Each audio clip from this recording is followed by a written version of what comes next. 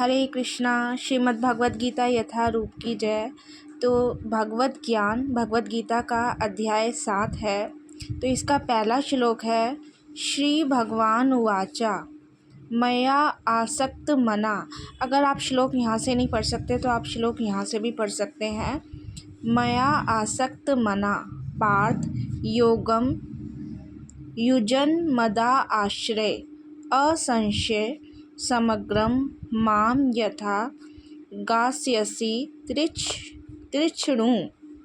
तो इस श्लोक में भगवान क्या कह रहे हैं? श्री भगवान ने कहा, हे पृथा पुत्र, अब सुनो कि तुम किस तरह मेरी भावना से पूर्ण होकर और मन को मुझ में आसक्त करके योगाभ्यास करते हुए मुझे पूर्णतया संशय रहित जान सकते हो। क्या कहा है भगवान ने कि हे पृथा पुत्र, अब सुनो कि तुम किस तरह मेरी भावना से पूर्ण होकर और मन को मुझ में आसक्त करके योगाभ्यास करते हुए मुझे पूर्णतः संशय रहित जान सकते हो।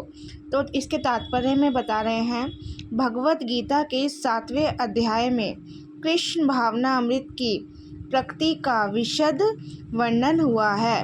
तो ये इम्पोर्टेंट लाइन है, कृष्ण समस्त ऐश्वर्यों से पूर्ण है। तो जो भी यहाँ पे इम्पोर्टेंट लाइन है मैंने उसे अंडरलाइन किया है। कृष्ण क्या है? समस्त ऐश्वर्यों से पूर्ण है। वे इन्हें किस प्रकार प्रकट करते हैं? तो इस श्लोक में बता रहे हैं, इसका वर्णन इसमें हुआ है। इसके अतिरिक्त इस अध्याय में इसका भी वर्णन हुआ है कि 4 प्रकार के भाग्यशाली व्यक्ति कृष्ण के प्रति आसक्त होते हैं। तो ये इम्पोर्टेंट लाइन है कि 4 प्रकार के भाग्यशाली व्यक्ति कृष्ण के प्रति आसक्त होते हैं।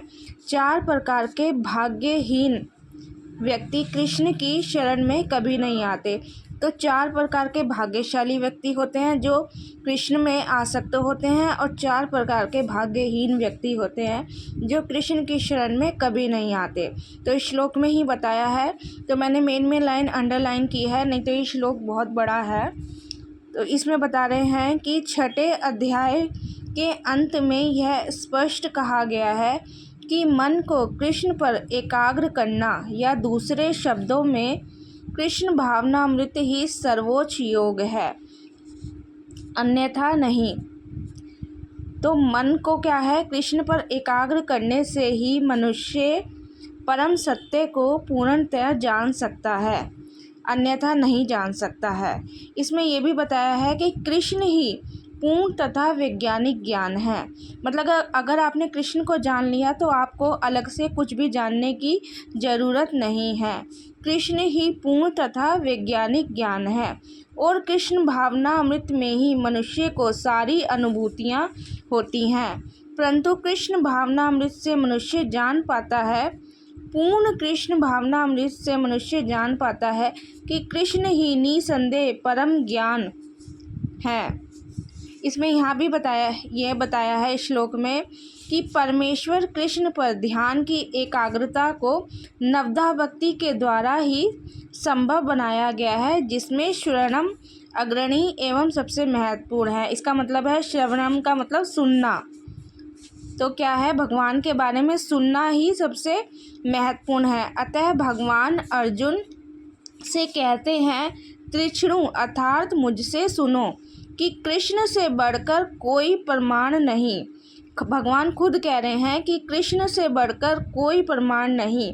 अतः उनसे सुनने का सौभाग्य जिसे प्राप्त होता है वह पूर्णतः कृष्ण भावना भावित हो जाता है, क्योंकि भगवत गीता साक्षात भगवान कृष्ण द्वारा बोली गई है, और भगवान खुद कह रहे हैं कि कृष्ण से बढ़कर कोई प्रमाण नहीं। अतः उनसे सुनने का जिसे सौभाग्य प्राप्त होता है वह पूर्णतः कृष्ण भावना भावित हो जाता है। अतः मनुष्य को या तो साक्षात कृष्ण से या कृष्ण के शुद्ध भक्त से सीखना चाहिए, ना कि अपनी शिक्षा का अभिमान करने वाले अभक्त से। हरे कृष्णा।